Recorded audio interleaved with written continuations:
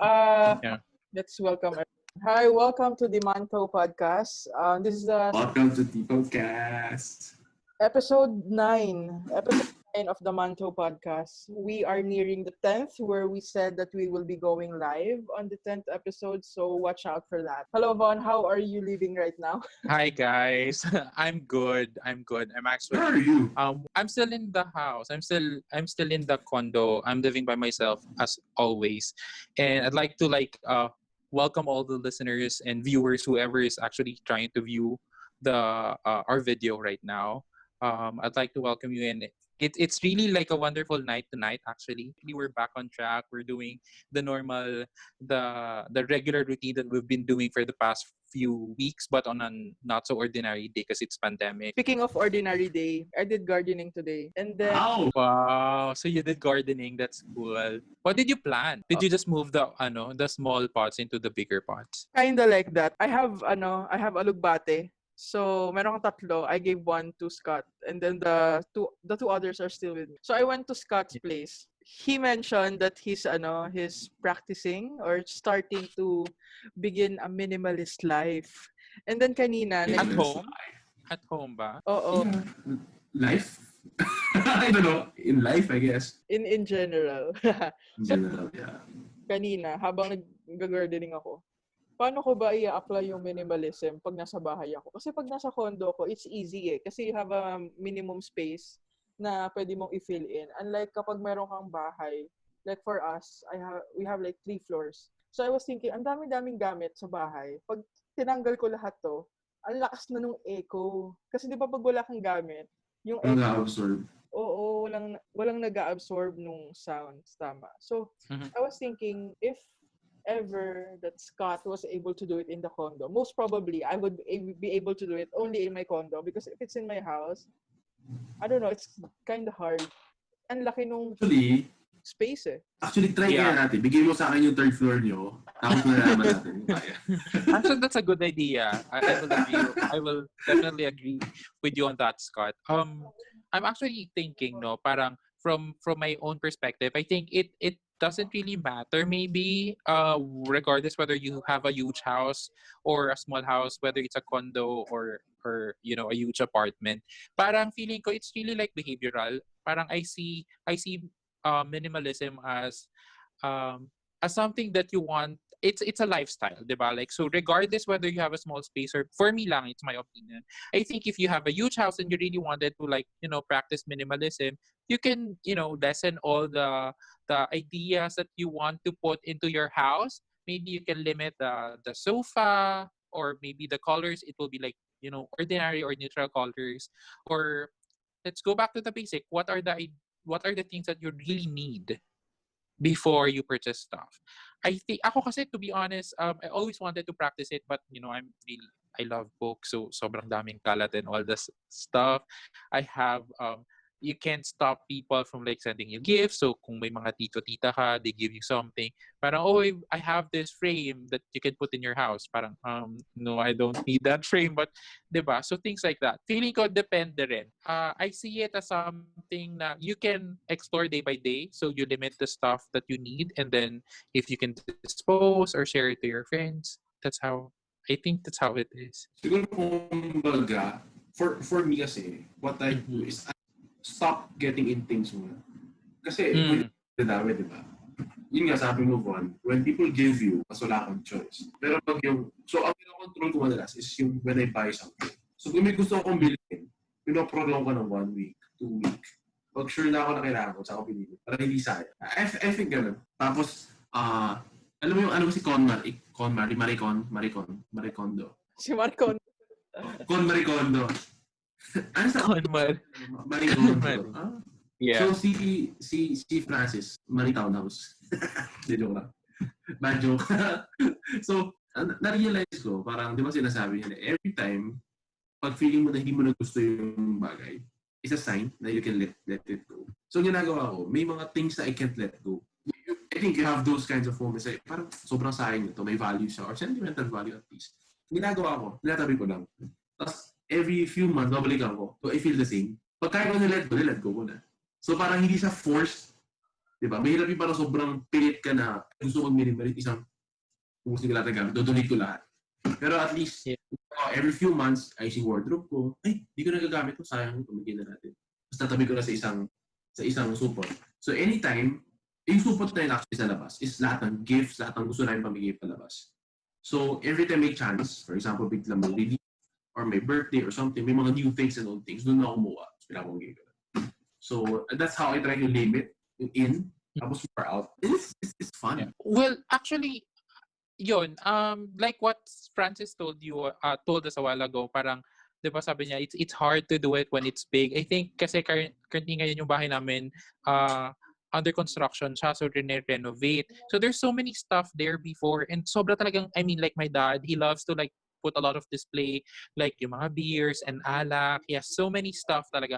And then it's just, it's really more of how you pick and choose which ones you think are the most important in our decluttering. So, yung second floor namin, there's nothing that you can see there except yung, syempre, bago yung tiles, bago yung walls, bago yung ceiling. So, there's not so much stuff there. Yun yung parang pinag-usapan namin ng mom ko na maybe what we need to do is we have to figure out what are the things or the essential things that we have to put in there instead of like putting everything back again. Like, di ba, nilipat mo kasi under renovation. And then, ito yung mga na-save mo pa. Are you going to put it back just the same as how it is before, even though renovated siya? Or are you just going to minimalize those things that you think are more important, more than, putting it back? And again, cluttered. Again, yung... Iniipon ko lang siya sa one side. Then when my mom comes back, siya na yung nagdi-dispose. Kasi he hand me down. I have like cousin that can wear my clothes. So we just give it out. Kaya lang kasi minsan, the fashion returns. So how do you deal with that? Na parang, True, yeah. For this season, okay siya. Next season, wala na naman siya. And then the next year, babalik siya ulit. So parang hindi ka na bumili, you just keep the same clothes. Ganun na lang yung ginagawa ko. Yeah, I think ako mag-agree naman ako doon na if you want to repeat clothes, there's nothing wrong with that. As much as possible nga ako, as kung meron akong something na talagang favorite ko, I keep, I wouldn't really like let go of it. May isang araw, I enrolled in a math class. So, online siya. Ngayon, meron siyang mga permutation, yung mga possibilities. So, kinakount ko. So, if person, let's say meron kang, how many estimate ng shirts you have? One? A lot talaga. I mean, sabi ko nga yung decluttering na ginagawa ng mom ko, yung renovation took us like 3, 4, 5 years before siya nag-proceed sa ganyan. Like parang 5 years ago, we were starting to like parang babaklasan yung mga parts ng houses, but then hindi siya progressive. And it took us like 5 years to declutter or other stuff. Yeah, I think more or less I'm playing around. It's really hard to say. I have like more than 100 to 200. Like, let's say 200 shirts. Tapos, how many pairs of pants? I mean, how many pants you have? Or bottom na lang? 20? I really have a lot, Scott. It's 50. Anong guess mo? Sige, 50, Uy, 50. grabe. Hindi, I just complication. No need to think of too much things. So 200, 50 bottom, and then let's say you have 10 shoes or down. So it's 200 times 50 times 10. You have a possible of 100,000 combinations in your wardrobe. 100,000? Hindi naman. Combinations. Combinations. Na hindi mo. Yeah. Na patterns. Yeah. I agree. Diba? So imagine, siguro pwede kang never mag-repeat ng same fashion in your I actually do what Francis is doing. I just I try to do that. So for example, this is the in for the season. So I have this set of clothes that I'm gonna wear for the whole season. Like for example, for my work, since there's work, diba? I have to come to the office. All I have to do is wear polos lang. And then na in love ako like with Hawaiian clothes or Hawaiian like floral tops. So puro floral ako for the next 3 months, ganun. And then I have my basic. And then what I do, I repeat it like for the next months. It will be in the closet, and then after extra number of months, I have to stock it in bring it out and like use it. I play around with different kasi umabot sa point, remember like from the States, kailangan humina yung boses ko. Sa States kasi like when they have like lots of clothes, they send it out to relatives. So like there's tons and tons of balikbayan boxes. And so, syempre, ikaw, you wanted to play around with it and, make a style out of it. So, yung mga large, bulky clothes, you just, change it and reorganize it. And then, mukha na siyang maganda. So, I have my Lola's clothes na super big and then, make it I fit to. realize na, sabi ni Scott about repeating clothes, yung 100, you can make like 100 Pairs. pairs, ganyan. Yeah. 100,000. Ang dami nun. Sobrang dami nun. Kasi ako, I can wear one clothes for 1 year na hindi ako mag-repeat for the same year. To that level. So, Talaga? yes. So what I do, I just really give it away to my cousins, especially those who have... See? Oo. I mean, like, Francis is way more than I mean, ako naman, I do repeat clothes. As in, you'll surely see me na wearing the same set of clothes. Pero, like, I don't have set of clothes na parang for the whole year, hindi ko kaya mag-repeat. I think it did that, like, during college days, pero I stopped it and I realized it's not, right? I mean, I can do it. Whenever I check my closet from time to time, I notice that I have this clothes na hindi ko pa talaga nasuot. May mga tag pa rin siya. So parang ako is, kung kaya kong hindi maglaba for 1 year, I still have some clothes to wear. Dami. Ganun. Well, Hindi natin ang wardrobe mo dyan. Hindi naman. Kaya lang kasi syempre, di ba? well, alam mo, Scott, yan yung funny part. Kahit naman, I mean like, if you ask me, parang, paano nagkasya lahat ng clothes mo? Kahit naman ako, nang magtataka, paano nagkasya lahat ng clothes ko rin dito? It's everywhere, Scott. It's not in the closet. it's not like, hindi kami like artista level na parang when you go visit the closet of the artista, parang they have like a lot of sponsored clothes na walk-in. Ako personally, I don't have a walk-in closet, but when you open it, there's stuff under the bed, there's stuff on top. So, I have like series of white clothes. I have series of this color of clothes. Ganon. Pero ano? Tapos I have clothes here. I have clothes at home. What I notice is that the more you have, the more insecure you are. Kasi whenever there's like, I feel na, di ba, March is a month for fire. Kasi it's summer, so mainit. So sometimes you forget to unplug certain stuff. And then ako, sabi ko, shucks, nakalimutan kong bunutin yung kuryente or yung appliances. So baka mag-spark ng fire, I will lose a lot of things. From having a lot of things, it makes you really insecure. So what kind of insurance or investment do I need para lang ma-secure yung mga gamit ko? Parang it doesn't settle my mind. As long as I have a lot, it will not settle my mind. Kumbaga, kasi ako yung feeling ko lang. I will like agree. Pag hindi ko wala akong overview ng exactly what I have in the house, parang, easy. Hanggat sa huli na lahat na napabigay, and I know how many clothes almost I have, let's say mga 40 pieces top, and then mga 5 bottoms, parang gano'n. So parang clear na sa akin ano yung nangyayari. Pag hindi, parang you have a lot of things in your mind that you've not written down. Ganun yung feeling ko. Pagbukas mo ng clothes, may gano'n pala ako dito. Ganun feeling ko. And then, I don't know, may habit ba kayo on trying to declutter things? Di ba we talked about, we wanted to a bit of go to minimalist. So what were the things that you do? Who wear same clothes, paulit-ulit. Ganon. Sinusubukan ko siya, and then I get comments from my mom, wala ka na bang damit na masuot dyan? And then what she does is she gives me more clothes. Para naman daw sa picture, iba-iba yung damit ko. So parang, oh my gosh, I'm decluttering. I'm removing the stuff that I don't need. And then she keeps on giving me and giving me.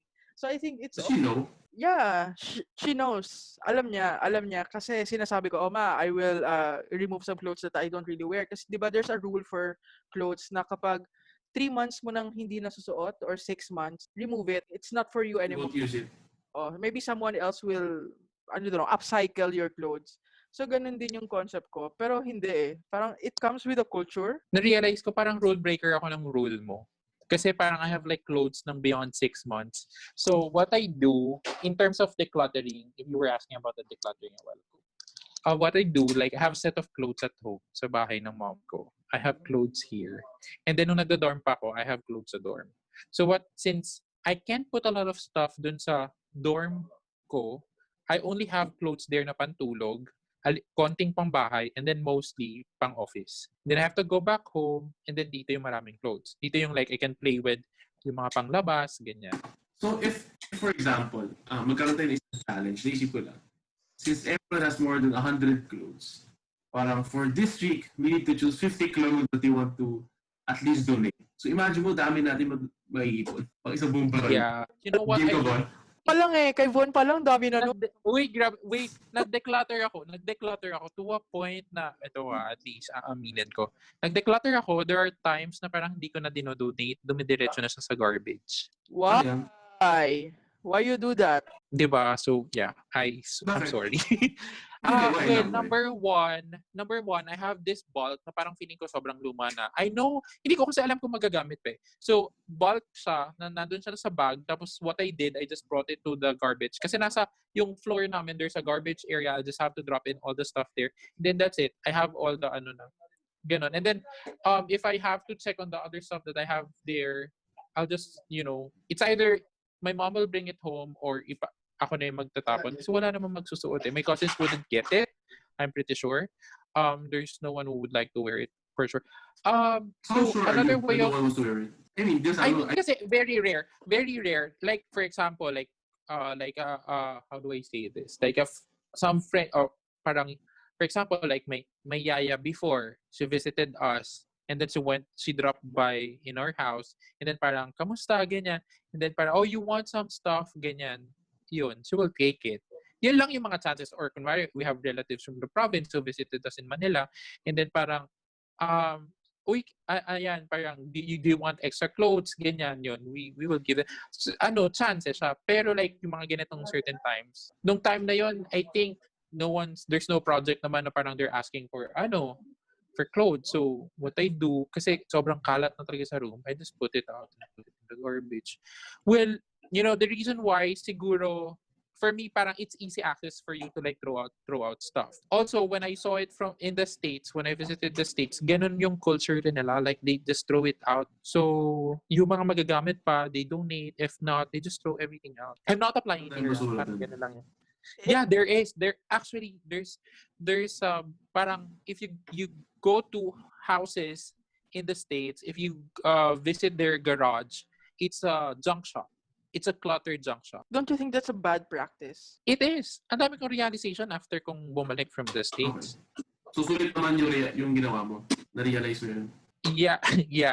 I mean, mas kasi sila eh. Mas matindi. I mean, yung like what I did, parang feeling ko naman, hindi naman na bad to throw this stuff kasi talagang super dirty. For example, white clothes na parang ang dami ng patsi-patsi ng stain. So, nobody would use it. Mga ganon. So, pero or loose gartered pants. Like, there's a study about mga ganyan kasi hindi naman yan na re-recycle or napuput into dust or into air anymore. So, parang ang dami-dami because it's the garments. Si Von, Hindi, kasi it's just yung second contributor. I mean, hindi siya sobrang dami. Like, it's not even a whole balikbayan box that I throw in. Parang, instead of like, I have to throw it out, I have to put it in the garbage so that it's out from the condo, it's clean. Wala. Okay. You have to let it go. I have another... Would you be willing to donate 100 pieces of your clothes this year? This December? Why not? All I have to do is declutter all the things that I have here. What do you mean by It's not... No. It's not that nagdadalawang isip ako. It's a yes. Why not? Oo naman. I have to declutter all my stuff again. Game. Yes. Okay. So by the end of the year, Von will be preparing 100 pieces of clothes. Okay. So pag nagka-drive tayo, I'm expecting 100 from you. So at least, half ka agad, diba? And then one more year, when you 100 again, minimalist ka na. Yeah. Alam mo, nakakatawa. When I saw that Francis brought a lot of clothes dun sa temple, sobrang sabi ko parang, I mean, kasi it's hard for me to bring stuff. I mean, like, I'm from QC. I don't have a car. I don't have ways to bring it. Pero like, if I have, the means of transportation, I would probably bring a lot. Yeah. As in, like a lot. Motor. You know what my mom did pa? There's a time na nagpa-ukay-ukay siya ng all the clothes. We have so much spare clothes. So during Christmas, inukay-ukay namin siya. And then the proceeds went to a certain project in Quezon Province. So maybe, we can do that. with your clothes. Yeah. I mean, I'm Actually, very open about the idea or the project. maganda mag-ukay-ukay tayo. We partner with local communities, tapos yung barangays, and then we go to the, barangay hopping tayo. And then all good clothes at cheap price. Para instead of them going to bigger malls to buy, at least they can buy these clothes that are almost new, pre-loved but almost new. And at least the proceeds will not go to these conglomerates. But instead, Yeah. direct, di ba? To, or a support to I education. Yeah. Because you have a I lot will of 100% agree on that. 100 pieces, I agree on that. Huh? For 100% for 100 pieces. Meron na tayong agad products. Thank you, Bon. Sige, you know what I'm gonna do? You know what I'm gonna do after this podcast that we're having right now? I'll pick I have a I have a ton already na pwede ko nang i-prepare until I reach the 100. Yeah, slowly lang. Fair? Just may place ka na, okay, these are the I'm willing to let go. And then, same time, you go minimalist with helping people and not even damaging the environment. It's Yeah. guilt-free minimalist. I know it's guilt-free. And yeah, I'm starting to feel guilty now though. Dapat si Francis rin. Actually, dapat si Francis rin. Dapat what about like each one of us will be donating 100 pieces of clothes this year? Hindi I'm dapat game. 100 pieces sa akin eh. Wala pang 50 yata. So, siguro 50% of your clothes I think is okay. The percentage. Sa akin, siguro magpi-pledge ako ng 10%. So yeah, I think that's it. I think we've discussed the idea about minimalism. I know that most of us it's really hard to practice this kind of lifestyle. But if you're really into it, we're encouraging every one of you to practice minimalism. I mean, it's really it's a life-changing experience, I guess, to declutter, to organize, and pick the best ones that you have in your house. My thought kasi dyan, because of a management perspective as well, student of management, is in management, you want to utilize things, diba? Maximum efficiency. If you buy a machine, you want to make sure it's used fully, the full potential of the machine. So, nagkaroon ako ng concept with regard to anything, let's say gadget, clothes, na kapag hindi ko na ma-maximize yung value niya, sobrang nasasayangan ako. So maybe there are other people who will be able to maximize these things. So it's better for me to give it to them. Instead na ako, na half percent, kumbaga 50% na nagagamit ko, eto 100%. So why not give it to them? Everyone is patient. So nagkaroon ng ganun way of connecting minimalism and making it efficient. So if something is, I'm not making full use of something, maybe that's when I say, okay, maybe give it to Francis. Keyboard, di ba? Na may keyboard. Right. Di ko siya ma-maximize. Sabi ko, ano po ito? Nalagay ko sa bahay. Nakatago lang siya. Kung pwede naman maximize na ng isang may kailangan talaga. Sabi ko, Francis, kailangan ba? Oo, kailangan mo. Ito. At least masaya ako na hindi sa sayang pili ko. Right. And this is also really like a fun experience that we're talking about minimalism. And I'm sorry about what's happening in the condo. You know, this naman, I have two kuyas who's actually like helping me out. They fixed the lights. And it's funny because we're talking about minimalism. I just, changed my lights into more decorative stuff. So, I have yun nga. That's why I'm encouraging everybody to practice minimalism because I myself is into it, but I'm still learning. I just because I patronize the arts. I promote the arts. I'm into the arts. Of course, I really wanted to make my house really look beautiful. But then again, think about it. If we can like save stuff and help other people, why not? It's our priority. I'm not stopping you to gain a lot of stuff, but then you prioritize. And if helping out is more valuable to you than collecting a lot of stuff, then I think you're making a difference. Letting go. Practice. Mm-hmm. True that. Ikaw, Francis, what's your thoughts? Final thoughts, maybe. Well, minimalism will be difficult at the beginning, but you have to appreciate first the things that you have. And then if you can no longer appreciate it, maybe somebody else could appreciate it. And then little by little, every day you can start decluttering not only the space in your the items in your house, but also your mind having a secured feeling na parang konti na lang naman yung meron ako eh. So mas feeling mo yung security kasi mas kaya mong protektahan yung mas konting bagay. Yes, change of mindset. It's a way of letting go. You don't attach it, let go, you make the most out of things. So I guess that's the gist of a minimalist. Of course, we're not perfect minimalists. There are more minimalists out there, but we just love to talk about the idea of trying to simplify our life but make it richer, like the man.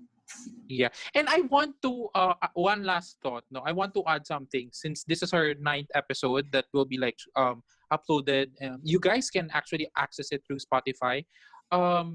Maybe we can retackle minimalism like after X number of months. Maybe let's say for example on our 25th podcast we can tackle what happened. Yeah, if we reach like the 25th podcast episode, we can retackle what happened to the stuff that we've gained. Did we lose stuff? Did we share it to our friends? Did we donated it? Well, we'll see on the 25th episode. I'm really like hoping that we, bring out again the idea of minimalism and let's talk about the changes that happen in our lives, especially three. Yes, yes. And if we have like listeners there via Google Podcast, Spotify, or Facebook, or whatever channel is, if you guys are minimalist, let us know. Help us. We need it, and we can collaborate on what we can do in the future, probably.